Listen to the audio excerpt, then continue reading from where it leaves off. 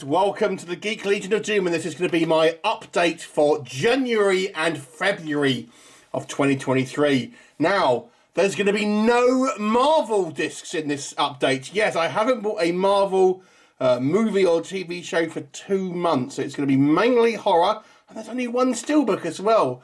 So there's going to be quite a different update from normal. Anyway, let's get started. I have a few DVDs, and I actually bought a few blind buys this month. A few films that I kind of came across and kind of wanted to watch and review. And we'll start off with this one. This is the Muir House, and I've yet to watch this one. This only arrived the day of recording, and as far as I know, is a kind of a found footage horror movie based on apparently the most haunted house in Australia. So this was a blind buy. I don't know anything about it, but it was only a few pounds, so I thought I would check it out, and I'll obviously do a review for it at some point. Next up, we have Paranormal Entity 3. Now, these kind of movies are clearly made to be somewhat of a, let's just say, taking advantage of the Paranormal Activity movies. And you see a lot of these in Germany, and they're essentially unrelated found footage movies that have kind of been put under this kind of banner of paranormal entity, and there's like there's paranormal poltergeist and things like this, a paranormal incident. There's a whole bunch of these kind of reigns, but you know, I've actually watched a couple, and I quite enjoyed some of them. So this one I think was originally made as, I think it's Annalise, the Exorcist tapes, I believe it was made as. Again, I have yet to watch this at time of recording this update. I'll probably try and watch it within the next kind of few weeks, but I thought I would give it a punt. Again, it wasn't a lot of money, but it looks okay in regards to some of what I read about it. I quite enjoy a kind of exorcism movie. So yeah, the original name, Annalise, the Exorcist tapes, but on this one, it's obviously Paranormal Entity 3. Next up, we have Bunker 717. Now, this is known as Deep Fear outside of everywhere but England. I'm actually quite a sucker for kind of undead Nazi movies, zombie Nazis and things like this. And this one had come out in the UK, so I kind of wanted to watch it. And I have actually recorded a review of this one, which will be on the channel at some point. But I quite like this one. I don't want to say too much what it's about, but it is a French movie. But I thought it was pretty good. It has it all takes place in the kind of the Parisian catacombs, a little bit like As Above, So Below, and I thought was actually quite effective.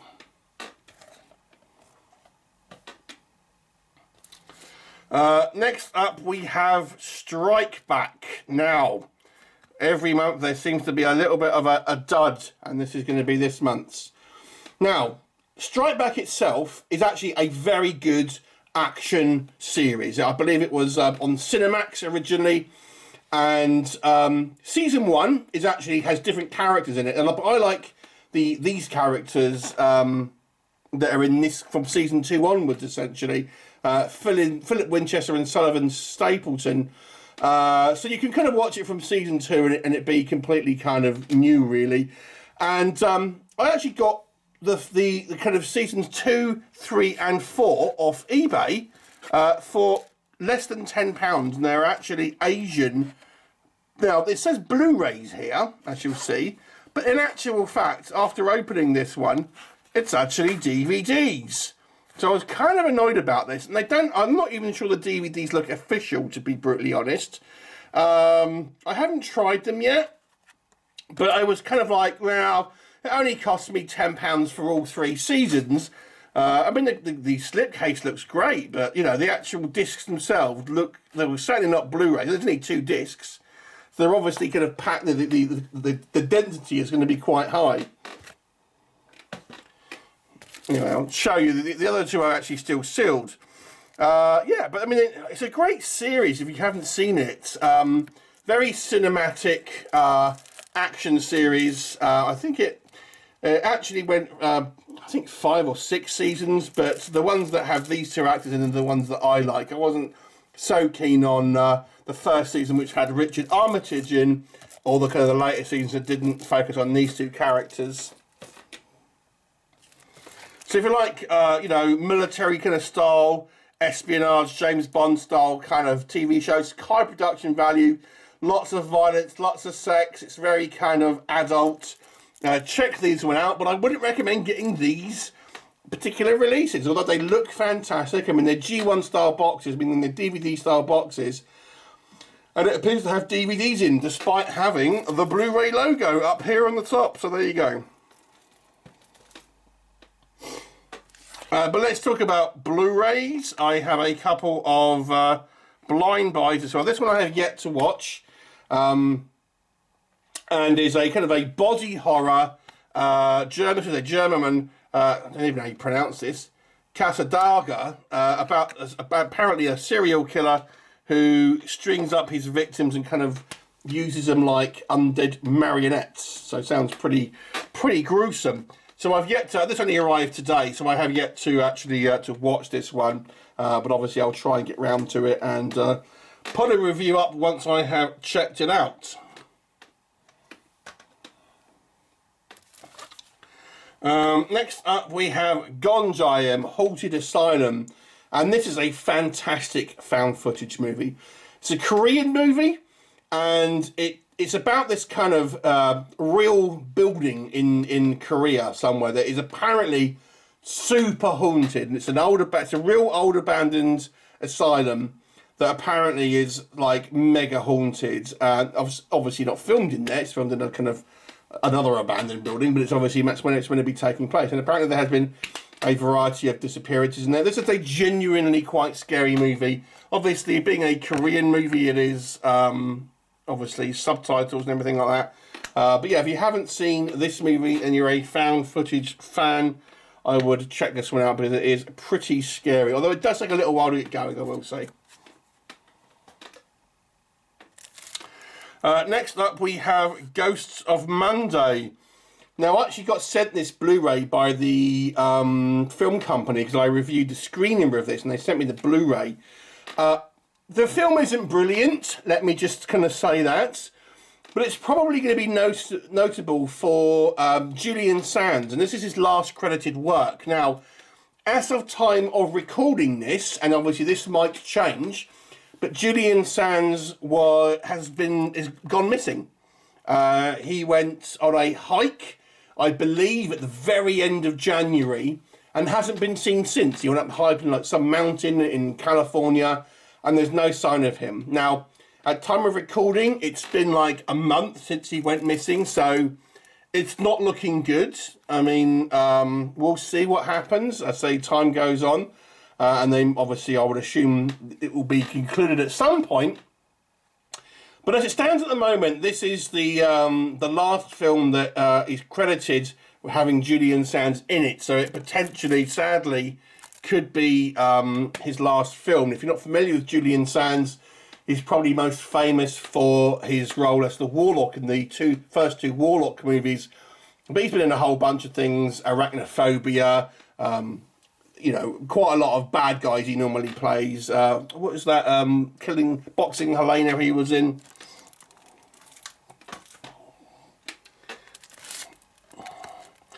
Next up we have this, I believe it's probably a Dutch edition of The Possession of Hannah Grace. Now, I actually quite enjoyed this movie. This one is somewhat maligned by critics. But I actually have to say I kind of enjoyed this movie. It's a pretty, in my opinion, a pretty fun possession / kind of haunting movie. Yes, it's a little kind of like Hollywood glossy, I will say that. But I still enjoyed it, and I thought it was actually quite a fun movie. I think people dump on kind of modern horror a bit, kind of unnecessarily, if you ask me. Oh, it's modern horror, it's rubbish.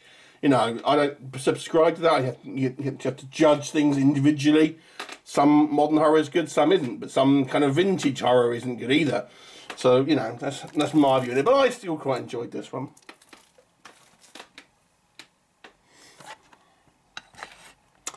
Alright, next up we have Night of the Scarecrow. Now, scarecrows as a kind of a movie horror villain are one of my favourites. I think they're very scary, or they can be. I think it's the 1988 movie, just simply called Scarecrows, is one of my favourite horror movies of all time. And although I don't think this one is quite up to par with that, this is a pretty decent horror Scarecrow movie, I have to say. There is a review of this one on the channel. And this is I believe, an American release from Olive Films. Yeah, so it's a pretty fun movie, I have to say. Somewhat forgotten about, I would argue. I mean, in the plethora of Scarecrow movies, this one doesn't really get spoken about a whole lot. But yeah, it's worth a watch if you like Scarecrows as a bad guy.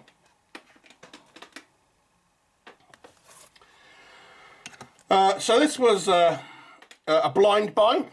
It waits. I kind of quite like creature features. I read the synopsis of this one, so I quite fancied it. It's essentially a kind of creature on the loose movie. I have recorded a review for this. It will be up. I don't think it's out as I'm recording it, but it will be up at some point, probably around when this video is actually published. It's a lot of people liken it to Jeepers Creepers. It's kind of it is a kind of a winged monster, although that's kind of really, I would say, where the comparisons end, to be brutally honest. But it's quite good. I quite liked it. I mean, it's not particularly kind of original. It actually reminds me of another movie. I think it's 2014's Animal. That is the most sort of similar to this, if you have seen that one. But yeah, this was quite a fun one. However, this one wasn't a fun one. Harvest of the Dead, Halloween Night. So again, they can't all be winners. So I bought this as a blind buy, and the reason I bought it is because this is filmed in the New Forest, which is where I live, or pretty much next to it. So it's a film that was made locally to me, which is kind of why I wanted to check it out. Boy, was this not good. Yeah. Again, I have reviewed this one. The review will be up, if it isn't at the moment, it'll be up soon. But yeah, it's pretty terrible. A weird mix of slasher and zombie movie, for some reason. Doesn't make a lot of sense.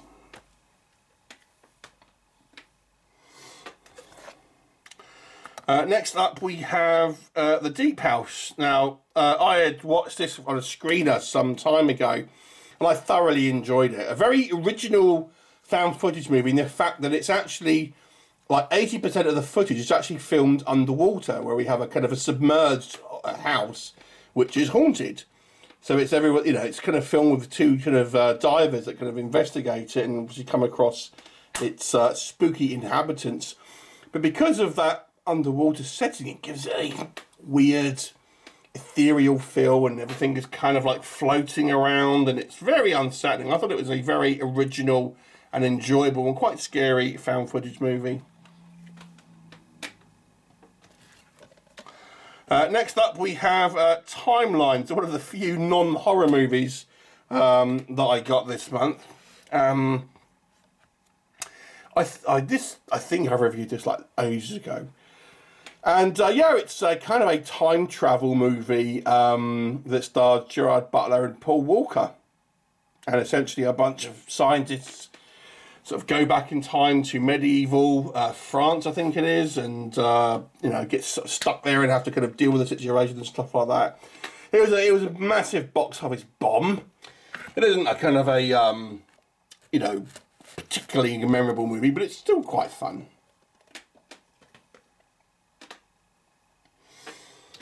Okay, next up we have Terrifier 2, and this is the American steelbook. The only steelbook that I have bought this month, or this past couple of months I should say. Now, I like Terrifier 2. I don't think it's as good as the original. I think it's a little bit over bloated, to be honest. And I actually have pre-ordered another steelbook, which actually has both Terrifier movies in it. Had that been available for pre-order before I got this, I probably wouldn't have bothered with this one, but too late, I already got it. But it's still I have a soulless Terrifier 1 steelbook, so I guess it kind of goes with that.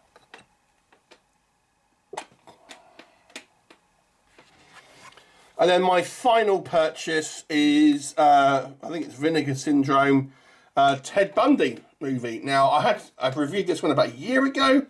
I had this on the DVD, and it's a pretty good serial killer movie about, obviously, Ted Bundy. Now, the interesting thing I found with this particular movie, the guy who plays Ted Bundy looks almost exactly like Christopher Reeve. I mean, it's scary.